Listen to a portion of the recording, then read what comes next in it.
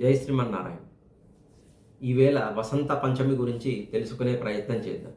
దీంట్లో 2 పదాలున్నాయి. వసంతము, పంచమి. అదేంటండి వసంత పంచమి మాఘమాసంలో గదా వచ్చేది. శిశిర ఋతువు మాఘమాసంలో వచ్చేటువంటి శుద్ధ పంచమిని వసంత పంచమి అంటారు.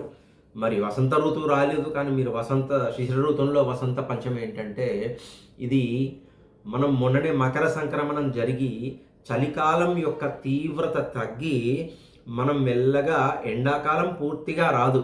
శాస్త్రీయ దృక్పథంతో ఆలోచించిన చలి యొక్క తీవ్రత తగ్గి ఇంకా పూర్తిగా ఎండలు రాకుండా ఉన్నప్పుడు మన యొక్క శరీరం కానీ ప్రకృతి కానీ చాలా శోభాయమానంగా అందంగా ఉంటుంది. మన శరీరం కూడా ఇప్పుడే వ్యాధి నిరోధక శక్తి మంచి సమతుల్యత పాటిస్తూ రాబోయే ఎండాకాలానికి మనం ప్రిపేర్ అవుతుంది మన బాడీ కూడా. అందుకనే వసంతము అంటే చాలా శోభాయమానమని. ఇప్పుడు ప్రకృతి కూడా మంచి పువ్వులతోని చాలా అందంగా అట్రాక్షన్గా ఉంటుంది. మనకు కూడా కంఫర్ట్గా ఉంటుంది వెదర్. అందుకనే అన్నమాచార్యులు చెప్పారు కదా, వాడల వాడల వెంట వసంతము, వాడల వాడల వెంట వసంతము అంటే వాడల వాడల వెంట వసంతం అంటే శోభాయమానం. అటువంటి శోభాయమానమైనటువంటి పంచమి, ఈ వసంత పంచమినే శ్రీ పంచమి అని కూడా అంటారు. శ్రీ అంటే మనకు తెలిసేదండి లక్ష్మీ అమ్మవారు. ఈరోజు సరస్వతి అమ్మవారిని విశేషంగా ఆరాధించడం అనేటువంటి మన సంప్రదాయం. అదే రకంగా శ్రీ పంచమి లక్ష్మీ అమ్మవారిని కూడా విశేషంగా ఆరాధన చేస్తాం.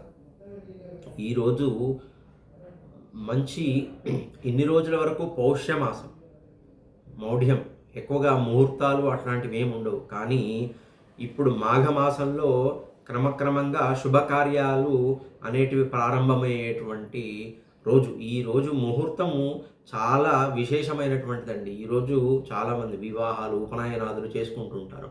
అంత పవిత్రమైనటువంటి రోజు. ఈరోజు సరస్వతి అమ్మవారిని విశేషంగా పూజిస్తారు. ఆమెను ఎందుకు పూజిస్తారంటే, ఏ రకంగా అంటే, యా కుందేందు తుషార హార ధవల యా శుభ్ర వస్త్రాన్విత యా వీణ వరదండ మండితకర యా శ్వేత పద్మాసన. యాకుందము అంటే మల్లెపువ్వు అండి. మల్లెపువ్వులాగా స్వచ్ఛమైన తెల్లనైనటువంటిది అండి. మల్లెపువ్వు ఎంత సువాసన ఉంటుందండి, మనకి ఎంత ఆహ్లాదంగా ఉంటుంది. అదే రకంగా ఎంత తెల్లగా ఉంటుంది. యాకుంద ఇందు, ఇందు అంటే చంద్రుడిలాగా ఆహ్లాదమైనటువంటిది. యాకుందేందు తుషారము అంటే మంచు అండి. మంచు కూడా ఇప్పుడు మనకున్న వాతావరణం పొగమంచు వస్తుంది. కానీ చలికాలంలో మనను ఇబ్బంది పెట్టినటువంటి తీవ్రంగా కాకుండా మనకు ఆహ్లాదమైనటువంటి మంచు కురిసే ఇది. దాన్నే మనకు ఇబ్బంది కానటువంటి ఆహ్లాదాన్ని ఇచ్చేటువంటి తెల్లటి రంగులో ఉన్నటువంటి తుషార హార ధవల, తెల్లటి వస్త్రాలను ధరించినటువంటి ఓ సరస్వతి మాత, యా శుభ్ర వస్త్రాన్విత యా శ్వేత వరదండ మండితకర యా శ్వేత పద్మాసన అంటే అన్ని తెల్లని బట్టలు ధరించి శ్వేత పద్మము అంటే తెల్లటి పద్మం పైన, అంటే సంస్కృతంలో పుండరీకం అంటారండి. ఎర్రని పద్మాన్నేమో అరవిందము అంటారు. ఈ తెల్లటి పద్మాన్ని పుండరీకం అంటారు. ఈ తెల్లటి పద్మము పైన ఆసీనమైనటువంటి ఓ సరస్వతీదేవి. అన్ని తెల్లవి ఎందుకు చెప్పారండి? తెలుపు అంటే స్వచ్ఛతకు, సాత్విక గుణానికి మరియు జ్ఞానానికి, విజ్డమ్, వీటన్నిటికీ తెలుపు ప్రతీక అండి. అదే రకంగా మనం లౌకిక భాషలో తీసుకున్న వైట్ పేపర్ అండి. మనము హానెస్టీ, మన యొక్క నిజాయితీతనము. తెల్ల పేపర్లో ఏమన్నా దోషం ఉంటుందా? శుద్ధత్వం ఉంటుంది కదా. ఆ శుద్ధి కావాలంటే మనకేం కావాలండి? ఇప్పుడు మనకు శరీరానికి అంటుకున్న మురికిని శుభ్రం చేసుకోవాలంటే మనకు కావాల్సింది సబ్బో ఏదో పెడితే మురికిపోతుంది. కానీ మన శరీరం, మన ఆత్మకు సంబంధించిన మురికిపోయి మనం శుద్ధత్వం రావాలంటే దాన్ని పోగొట్టేటువంటి అమ్మవారు మనకు జ్ఞానాన్ని ఇచ్చి, సరస్వతి అమ్మవారు మనను శుద్ధులను చేస్తుంది. అందుకనే తెల్లటి పద్మాసనం మీద కూర్చొని అన్ని స్వచ్ఛమైన తెల్లని మల్లెపూలాగా తెల్లటి వర్ణాలని కూడినటువంటి ఓ సరస్వతీదేవి నిశేష జాడ్యాపహ, మాలో ఉన్నటువంటి అజ్ఞానాన్ని, జాడ్యము అంటే బద్ధకాన్ని అవి పోయేటట్టు చేసి మాకు జ్ఞానాన్ని ప్రసాదించు అని చెప్పి సరస్వతీదేవిని విశేషంగా మనం ఆరాధిస్తాం. ఈ జ్ఞానం వల్లనే కదా అండి ఇప్పుడు శ్రీ పంచమి అని ఎందుకు అన్నారండి? మనకు జ్ఞానము వస్తేనే కదా మనకు సంపద సృష్టింపబడేది. మళ్ళీ అమ్మవారు కూడా యా వీణా వరదండ మండితకర. వీణ అంటే అమ్మవారు వీణను ధరించి ఉందండి. ఎందుకండి వీణను కొందరేమో శంకుచక్రాలు ధరిస్తారు, అమ్మవారేమో కొందరు లక్ష్మీ కలశం పైసలతో కూర్చున్న కలశం మనం కొన్ని చూస్తుంటాం. కానీ ఈ అమ్మవారు వీణ నుంచి ఏమొస్తుందండి? నాదము, ధ్వని, సంగీతం కదా. నాదము అంటే దైవాధీనం జగత్ సర్వం మంత్రాధీనంతు దైవతః. ఏంటండి ఈ దేవుడు ఈ జగత్తునంతటినీ ఆధీనంలో ఉంచుకున్నటువంటి వాడు దైవాధీనం. మరి ఈ దేవుడు ఎవరి ఆధీనంలో ఉంటాడు? మంత్రాధీనంతు దైవతః. మంత్రం అంటే అది శక్తే కదండి. మంత్రం ఎక్కడి నుంచి వస్తుంది? ఒక ధ్వని. మనము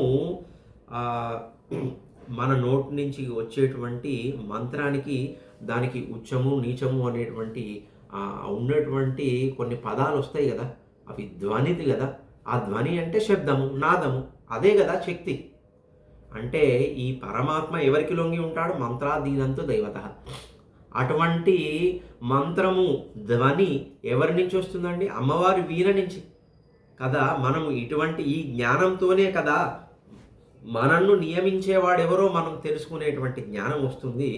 ఆ రకంగా జ్ఞానం వచ్చిన తర్వాత శ్రీ పంచమి, దీంట్లో సరస్వతి అమ్మవారిని విశేషంగా ఆరాధిస్తాం. కానీ శ్రీ పంచమి అని ఎందుకు ఇంకా వేరే నామాంతరం ఉంది అంటే, మనం ఎప్పుడైనా ఆలోచించండి, మనకు జ్ఞానం ఉంటే ఆ జ్ఞానం వల్ల మనకు డబ్బు వస్తుందండి. అంటే జ్ఞానం అంటే అందరూ పుస్తకాలు పట్టుకొని చదివి స్కూలుకు వెళ్ళి లేదా డిగ్రీ కాలేజీకి వెళ్ళి పిహెచ్డీలు చేస్తే అదే జ్ఞానమా? దానివల్లనే సంపాదన అంటే చదువుకునే పిల్లలు మాత్రమే చేసుకునేటువంటి పండగ లేదండి. జ్ఞానం అంటే ఇప్పుడు చూడండి, రైతు కష్టపడి పని చేస్తాడు, అతనికి ఆ పంటను ఎలా పండించేయాలనేటువంటి జ్ఞానం ఉంటుంది కదా. ఇప్పుడు అది స్కూల్కి పోతే వచ్చిందా? ఆయన ఏమన్నా పిహెచ్డీ చేశాడా? వడ్రంగి ఉన్నాడండి, వడ్రంగి మన దర్వాదలనే కానీ మంచి చెక్కకు సంబంధించిన వస్తువులు చాలా అందంగా ఇంజనీరింగ్ డిజైన్ చేసినట్టు మనకి ఇంటి వీటన్నిటినీ సమకూర్చి పెడతారు కదండి. వారికి ఎంత జ్ఞానం ఉంటుంది? వాళ్ళు ఏమన్నా స్కూల్కి వెళ్ళి చదువుకున్నారు? అలా కాదు కదా. అంటే వసంత పంచమ అనగానే ఓన్లీ చదువుకునే పిల్లలు మాత్రమే చేసుకునేటువంటి పండుగ, చదువుకునే వాళ్ళకే సరస్వతీదేవి కాదు, జ్ఞానము ఇచ్చేది. ఆ జ్ఞానము వల్ల వీడికి ఉపాధి దొరుకుతుంది. ముందుగా ఈ జ్ఞానం వల్ల వాడు ఏదో ఒకటి సంపాదించుకొని బతుకుతాడు, ఏదో ఒక పని చేసి. ఆ జ్ఞానాన్ని ఇచ్చేది అమ్మ. తద్వారా సంపద వస్తే ఈ సంపద వల్ల వాడు అష్టైశ్వర్యాలు అనుభవించడం ఈ భూమి మీద ఉన్నంతసేపు. మరియు శ్రీ అంటే ఎవరండి? సాక్షాత్తు శ్రీమన్నారాయణుడి యొక్క అనుగ్రహమే కదా. అంటే ఆయనను ఎప్పుడూ నిత్యము అనుపాయని, ఆయన్ను నిత్యము వెంట పెట్టుకొని ఉండేది కదా. ఆమెను మనం ఆశ్రయిస్తే తుదకు మనకు ఆయనను పరమాత్మను చేరుతాం కదా ఆమె ద్వారా.